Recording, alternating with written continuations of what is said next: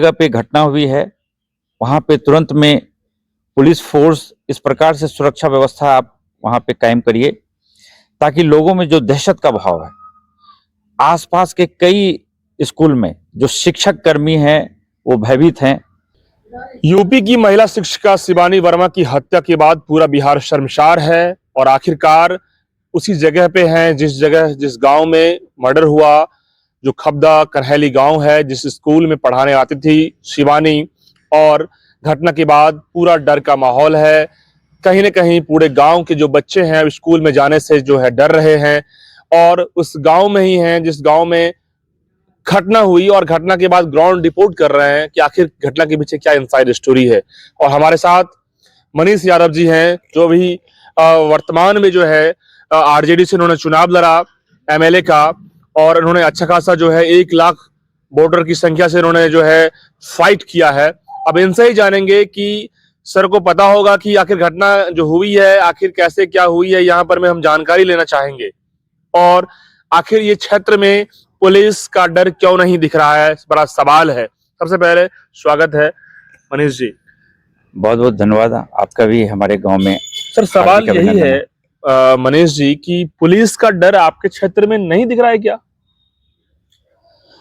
देखिए, सबसे पहले तो मैं आपको ये बताऊं कि जो शिवानी वर्मा जी जिनकी निर्मम हत्या हुई है परसों 9:15 बजे से 9:30 बजे के दरमियान, और एक ऐसी जगह पे हुई है जो खाबदा पंचायत का जो शिव मंदिर है, जो मशहूर शिव मंदिर है, उसके सामने मुख्य सड़क है 17 नंबर रोड, जहां रोजाना सैकड़ों हजारों लोगों का आवागमन होता है।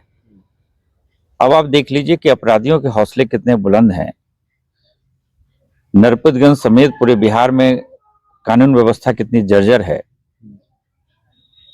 कि 9:30 बजे के आसपास एक सरकारी कर्मी, एक सरकारी शिक्षक, वो निजी स्कूटर से रोजाना आती जाती थी और उनकी गोली मारकर हत्या कर दी जाए, और उसके बाद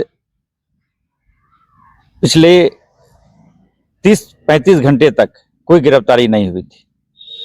ये राष्ट्रीय जनता दल की ओर से हमने एक मजबूत विपक्ष की भूमिका का निर्वहन करते हुए लगातार दबाव डाला प्रशासन पे कि यथाशीघ्र गिरफ्तारी हो, उच्च स्तरीय अनुसंधान हो, जांच हो और न्यायिक प्रक्रिया के तहत दोषी को सजा दी जाए। सर इतनी बड़ी घटना के पीछे तो पुलिस को तो खुद संज्ञान लेना चाहिए था। जो एसपी साहब है यहाँ के, इस जिले के अररिया के, उनको खुद मॉनिटर करनी चाहिए था। लेकिन जब नहीं करेंगे तो कोई ना कोई तो सामने आएगा। आप जैसे लोग जो है इस घटना को कम से कम तो इतना तो देंगे कि भाई इंसाफ मिलनी चाहिए। देखिए, हमने इसी परिप्रेक्ष्य में कल शिवानी वर्मा जी की आत्मा की शांति के लिए और उनको इंसाफ मिले, मध्य विद्यालय कन्हैली जो हमारा गांव है, वहां पे वो पदस्थापित थी, पढ़ाती थी, और वहां से लेकर जहां घटना घटी है लगभग 1 किलोमीटर आगे तक, वो भी हमारे पंचायत के अंदर ही है। क्योंकि मेरी धर्मपत्नी इस पंचायत की मुखिया है, श्रीमती मनीषा यादव। तो एक पंचायत का नागरिक होने के नाते भी हमारी जिम्मेदारी थी। तो कल शाम में हमने कैंडल मार्च निकाला, उसमें सैकड़ों की संख्या में ग्रामीण शामिल हुए, बड़ी संख्या में महिलाएं, छात्राएं शामिल हुई, और हमने परसों घटना के बाद ही हमने स्थानीय प्रशासन को, डीएसपी साहब को, एसपी साहब को इतला की, आए, और सभी ग्रामीणों ने, हम सब ने प्रशासन को पूर्ण सहयोग दिया। हमने उस वक्त भी ये मांग की थी कि जिस जगह पे घटना हुई है वहां पे तुरंत में पुलिस फोर्स इस प्रकार से सुरक्षा व्यवस्था आप वहां पे कायम करिए ताकि लोगों में जो दहशत का भाव है, आसपास के कई स्कूल में जो शिक्षक कर्मी हैं वो भयभीत हैं, जो बच्चे हैं वो 2 दिन से स्कूल नहीं जा रहे हैं, सहमे हुए हैं। तो हमने कहा ये आपकी जिम्मेदारी है, प्रशासन की जिम्मेदारी है कि आप इस प्रकार का माहौल बनाइए कि लोगों में भरोसा जागे। लेकिन मुझे कहते हुए बेहद अफसोस हो रहा है, आप परसों ये घटना घटी है, 48 घंटे से ज्यादा का वक्त हो गया है, आप उस जगह भी जाइएगा घटना स्थल पे, आपको वहीं से एक सर आ एक रहा हूँ, वहीं पुलिस से। बैरिकेडिंग नजर नहीं आई होगी, बिल्कुल नहीं आ रहा है। कोई एक पुलिस पर्सनल नजर नहीं आया होगा। तो आप समझ लीजिए किस प्रकार का ढुलमुल रवैया है, लापरवाही वहां है। पे जो महिला थी, दुकान जो खोलती थी, जी। उस दिन दुकान सुबह में खोली थी। उसके बाद जब घटना हुई तो बता रही थी कि यह घटना के क्रम में जो है, घटना के घटने के समय में वो बंद करके कहीं जा रही थी। तो जैसा ही आवाज आया, जोर सा आवाज आया, तो फिर रास्ते से दौड़ी। क्या हुआ? तो उसके बाद देख रही है कि उस लड़की को गोली लगा गर्दन पे और छटपटा रही थी हल्का सा, और खत्म हो गई। तो घटना के पीछे उसके बाद पुलिस कितना जिम्मेदार है, ये तो सर बड़ा सवाल है।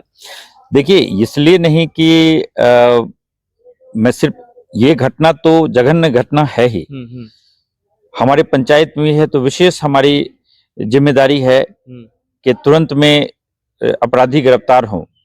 और ये हमने परसों से लगातार दबाव डाला कि यदि गिरफ्तारी नहीं हुई तो हम चरणबद्ध आंदोलन करेंगे, हम एनएच चक्का जाम करेंगे।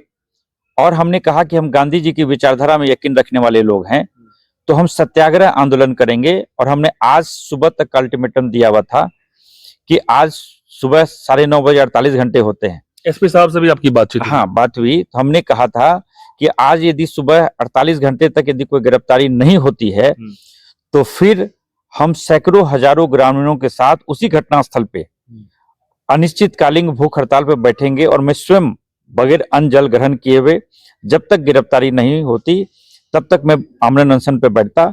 लेकिन मुझे पता चला है, और अररिया पुलिस ने जो ऑफिशियल अपने अकाउंट से जो कल पोस्ट किया है, तो इसी स्कूल के एक अन्य शिक्षक रंजीत वर्मा, जो कि यूपी से ही ताल्लुक रखते हैं, उनकी गिरफ्तारी हुई है।